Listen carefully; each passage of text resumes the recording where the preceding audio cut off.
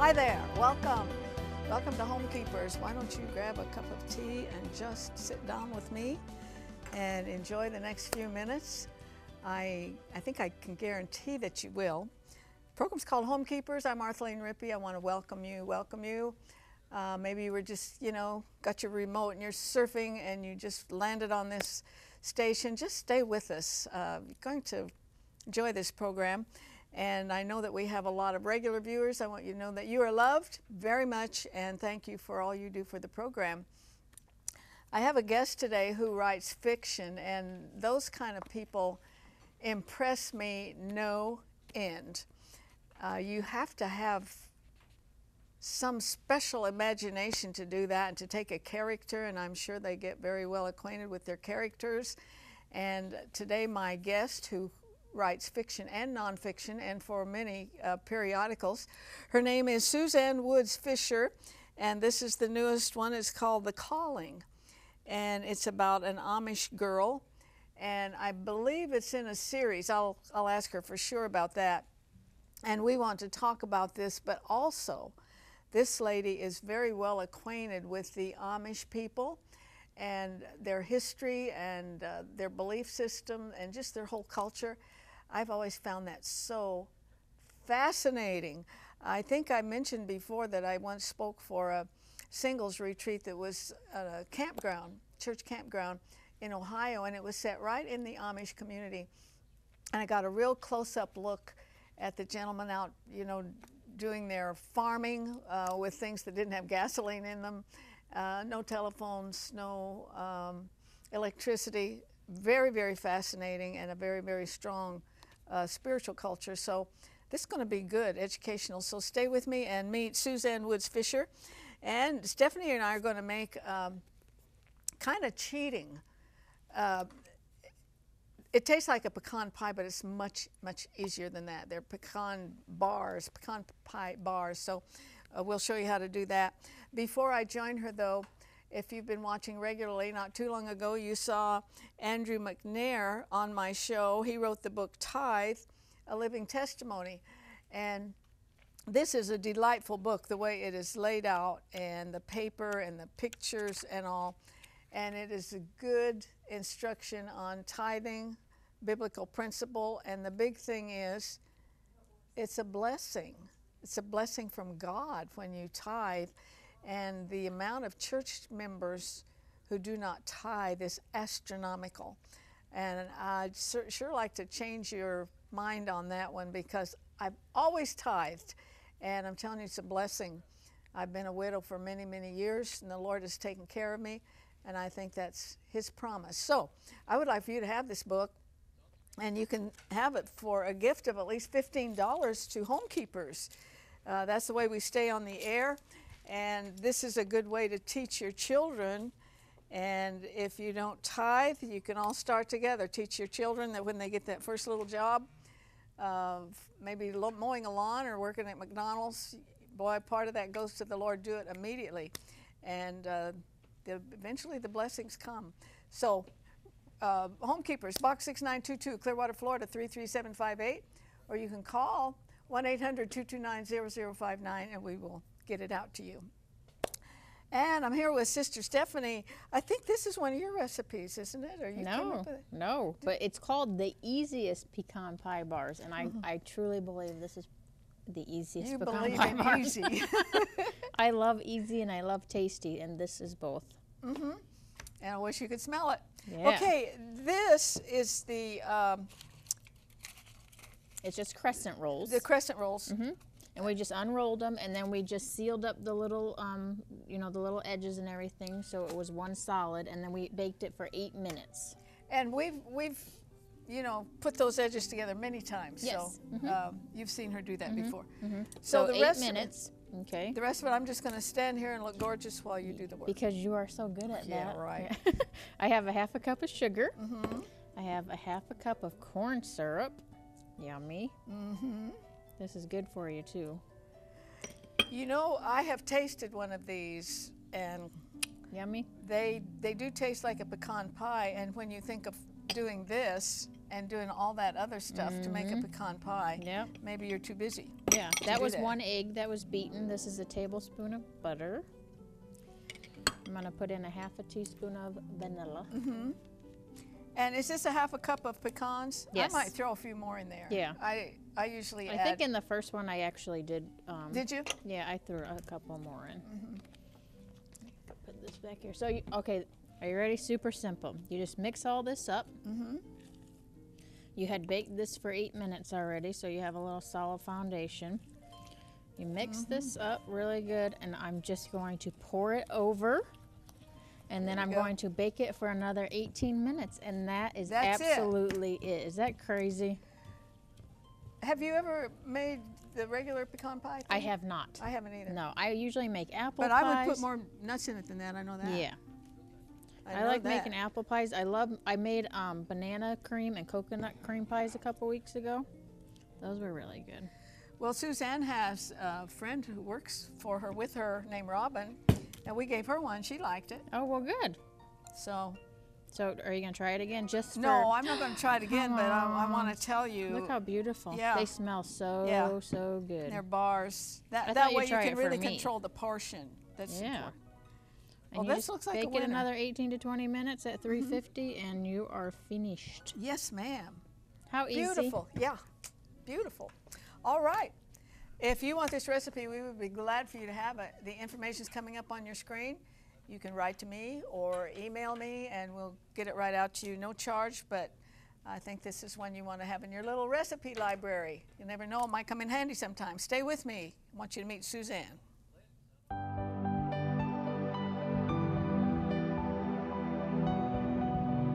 If you would like a copy of today's recipe, just write to the address on your screen, or you can email your request to arthelene@rippy.org.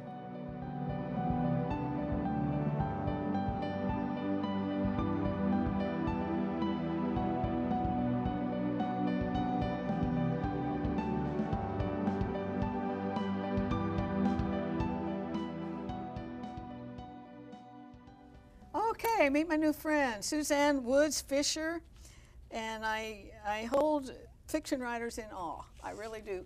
I've had Angela Hunt on here a lot. Do you know her? She's wonderful. Yes. Yes. She's written She's more a dynamo. books. I think over 100. Over 100 books. Yes. And the research and all this, and of course I know that yours have a lot of research into this subject. Is this a series? It is. This a second girl's in a name's series. Bethany? Yes. And the series is called The Inn at Eagle Hill, and this is the book 2. Book 1 was called The Letters. Book 2 is The Calling. Book 3 will be out in a few months. It's called The Revealing. And there's an overriding story arc that's actually a true story based on a Bernie Madoff kind of, believe it or not. Oh, a Bernie. Yeah.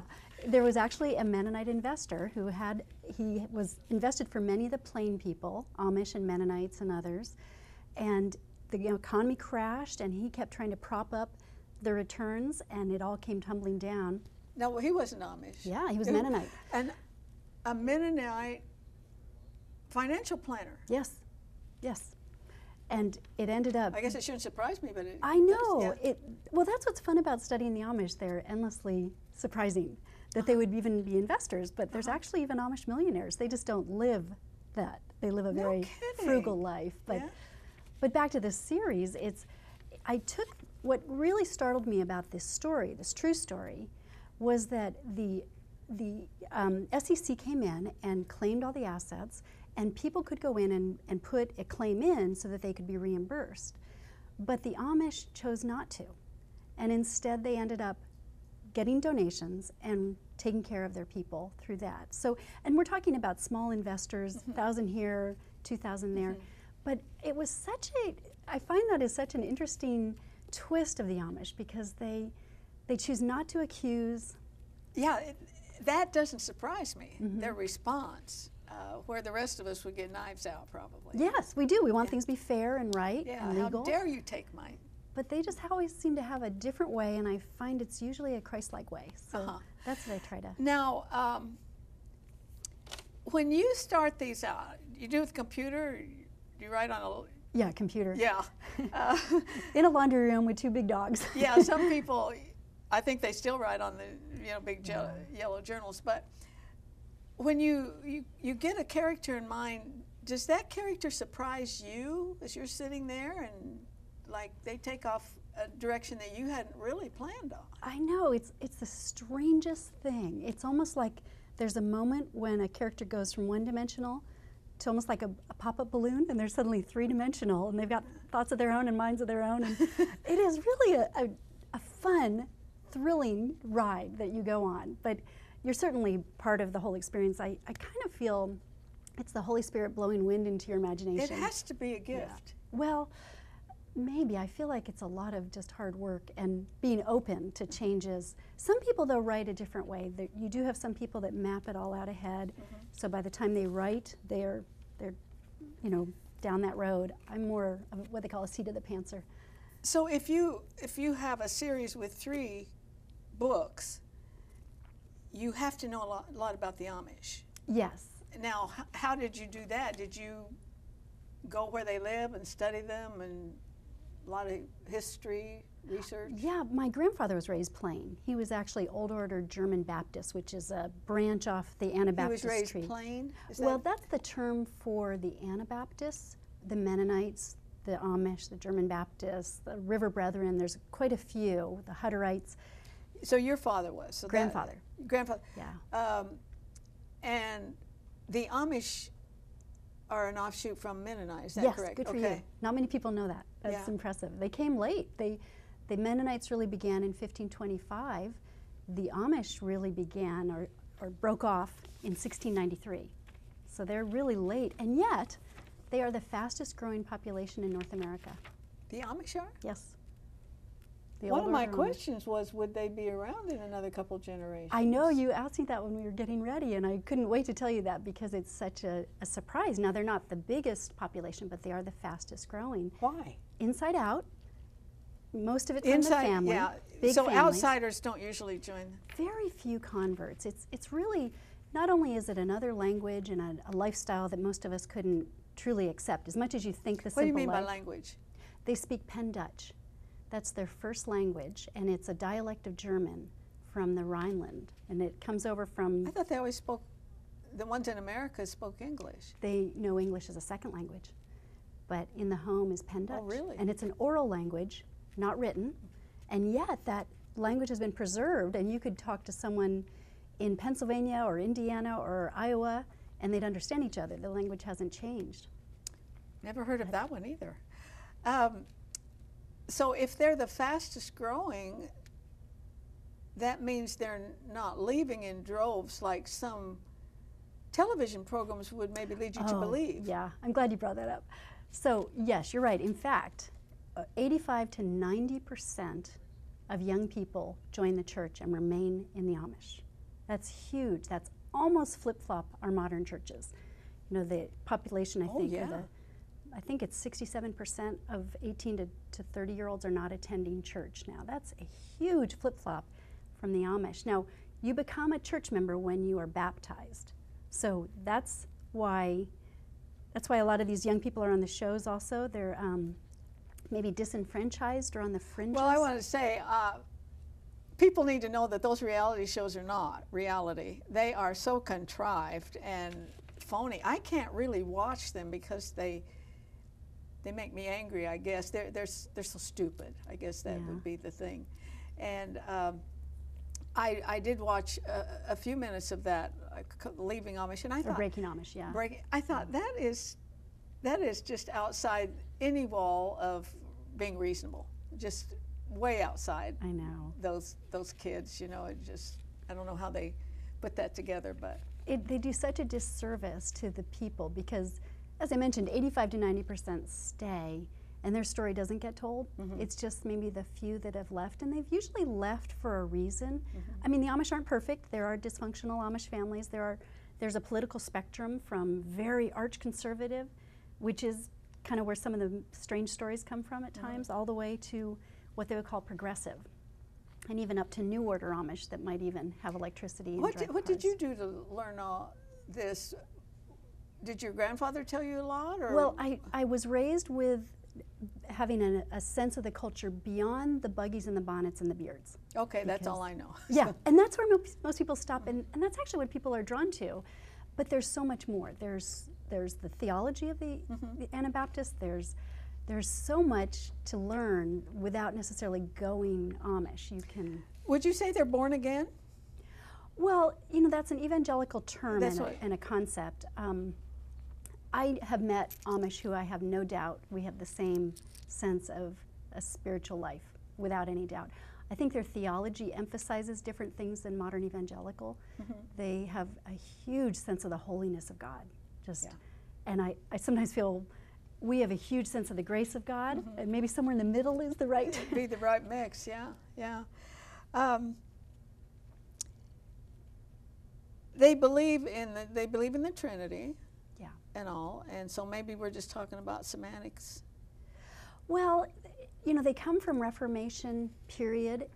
This is really, their origins are right at that point where Martin Luther had broken off and this growing Reformation, and a number of them believed in something they called the believer's baptism. They did not believe that infant baptism was biblical, so they started having adult baptism, rebaptized. And this was a break-off from the original, or whatever? This was actually the break-off maybe from the Protestants. I mean, this was really right at that time in Reformation history when Europe was turning upside down. And it seems maybe a small point in 2014, infant baptism to adult baptism. But when you look back at the time, that was how tax records were kept. It was critical. It was anarchy. And these people were chased across Europe. They were martyred. They were burned at the stake. Goods and farms were confiscated, and they ended up in parts of Europe that nobody wanted. They couldn't farm. Alsace, France, and Switzerland, and Germany, and they turned it into farmland. And it's almost part of their DNA that they can go anywhere and make it profitable and fruitful. I spoke in churches and retreats. Another one was pretty close to Lancaster, Pennsylvania, where you see quite a few horses and buggies. It's the original. And like I said, the other one. Now, in this day and age, when this morning I sent a text to my grandson, they still don't use electricity and running water? Well, actually, see, that would be what you'd assume. But they don't believe in being dependent on the public utility grid. That's the issue. So they do have, coming into their homes, they have water, they have solar cells, they have solar panels, they have propane tanks, they have kerosene. Really? They have all kinds of ways to get the job done. They're not taxed on that stuff like we are. And then, you know, you have a big snowstorm and they're fine. They know how to take care of themselves. But they actually, sometimes I think, we'll all be living more like them, where multiple means of bringing energy into your home. Can you describe, you know, just maybe a father and mother and 3 or 4, maybe 6 kids, how do they operate? Is that father the Patriarch? Undisputed leader? And you know, again, I mean, certainly you could find that, but I have found more examples where the dad might be a quieter personality and the mother's more extroverted, and she might have a business, quilting business. I know one woman who employs 200 plus women in a quilting business, including her husband.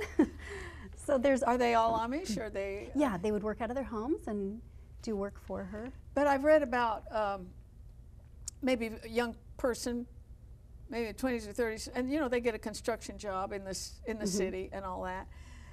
Is there a problem of trying to mix with just the regular Americans out there?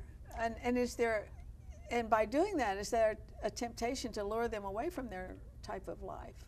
Well, I think it's tempting to assume that they live almost in monasteries, but the truth is most of the settlements are right up with the non-Amish, with the English. I mean, if you go into Lancaster or Ohio, Indiana, where the largest populations are, you're going to be living right next door to non-Amish neighbors, and they have a lot of relationship going back and forth that's mutual and reciprocative. You know, a non-Amish neighbor may take them to drive them places, and the Amish family might. So they can go in the car as long as it's not their car. Yeah. And again, each church is self-standing, so there's not one What size fits churches all. are they? Are they kind of family churches? Or? They have church in their home. Yeah. And that's different from the Mennonites or the German Baptists. The Amish believe in church home, and when it gets too large, then they split. And so a new church forms, and that church will have its own leadership. They don't have a overriding Do bishop they or receive pope. offerings and all that kind of thing? in the Twice a churches? year. Twice Oh, a year just they twice a take. year. And communion is very important. Twice a year, though. Is to me too.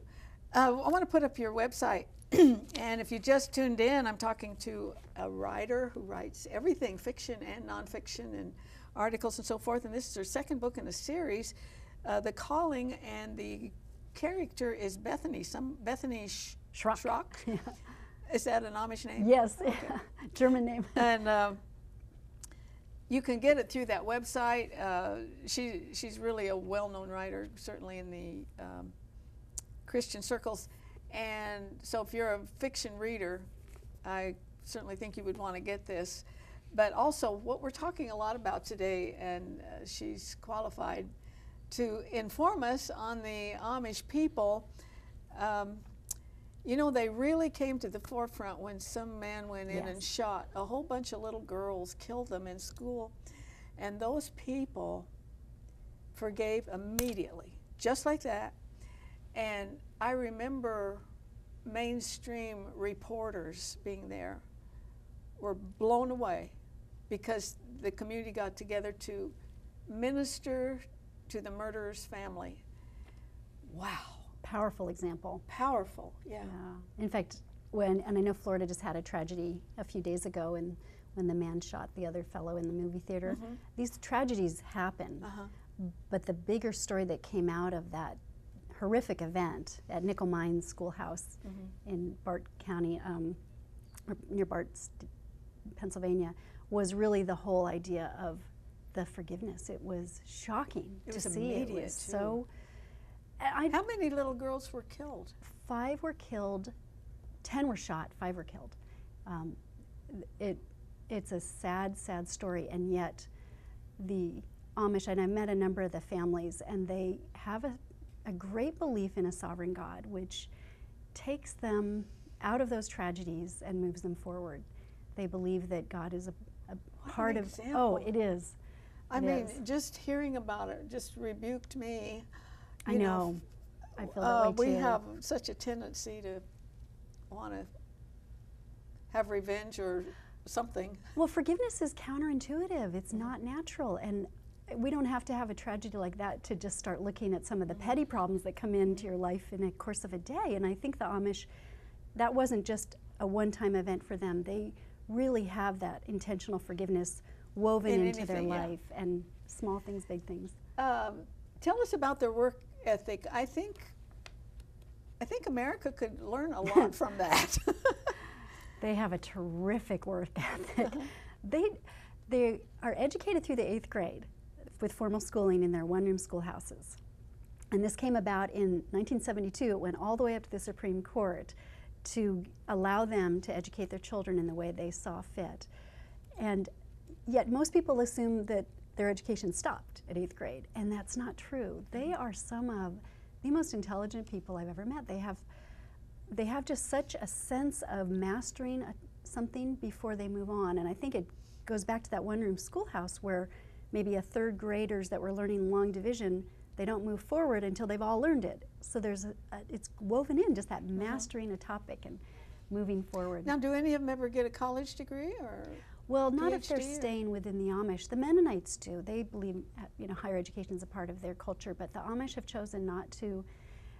They'll go to doctors. They'll go to, they don't have a problem with any of that, but they don't pursue higher education if they're church members. Okay. Do the Amish ever marry outside of the faith, you might say? And if they do, how does that marriage work? Well, the marriage might work, but they wouldn't be considered a church member in good standing. So, oh, really? Yeah, they do have a sense of when you become Amish, they call it bending at the knee. You become baptized and you really make a vow to the church. For the men, they make the additional part of that vow is that if they were to become a minister, a bishop, a deacon, which is by lot, based on the book of Acts, that would be a lifetime position and they would accept it. So when they become baptized, that's a very significant moment. Usually they do it before they get married. Usually the teenagers in the young 20s will postpone that decision until they marry. Because you're still shocking me that it's basically the fastest growing Yeah. group. Yeah, families really, average is 6. 10 is not unusual. Have they ever heard of divorce? They have actually a 0 divorce rate. Now, I don't mean to say that all marriages are perfect, No. but there is a pressure to stay together, and you know, probably the way we grew up more, there was more of a pressure to stay together than I think there is now. In a capsule, what can we learn? What are the main things? And I know we've gone over some of them, but that we can learn from their lives. And something that really, you know, rebukes me is that awe of God, that holiness of God. Yes, I agree. Almost a fear that you would let him down, you know. But we got just a couple minutes. I think that's probably the first I would thing say is that sense of yielding to God, of the fact that God is involved in all things. I mean, even though their clothing is all reminders that they belong to God, almost the way a wedding ring reminds you of who you belong to. It's just part of everything. I call it, it's not the piece of pie, it's the pie crust. It's really all of their life. If you were to look at a couple other takeaway values, I think their concept of enough is enough. They put boundaries on things. They cap their life. No, I love that. I love that for so many reasons. That could be a whole other show. That's a good lesson. It is. And then I think the sense of intentional forgiveness is something that's really a calling to all Christians, because that's not Amish. That is really part of, and their belief is that God will right the wrongs, that they can trust Him. Well, you can't argue that. I live in a rather new development, and I'm amazed that all the people have a 2-car garage. Their 2 cars sit out all night. Oh, because the garage is full. And the garage is full of toys. And that would be a great lesson for Americans to learn that, you know, enough is enough, or maybe even less would probably have a more peaceable life. I hope you will, hope we've whetted your appetite about this subject, because it's really always intrigued me, and you've taught me a lot today. I appreciate it. And the book is The Calling, and I haven't read the whole thing, but I think if you're a fiction reader, you will absolutely love it. And not only that, not only would it be enjoyable, but you'd sure learn a lot for it. And there's so many things we've talked about today that would enhance our own lives. I'm glad the Lord sent you. Thank really you. am. And I'm sorry we're out of time, but please join me next time. And remember, there's no higher calling than that of a homekeeper. God bless you. If you should miss a Homekeepers program, you can catch up by going to www.ctnonline.com. Click on CTN Programs and then on Homekeepers.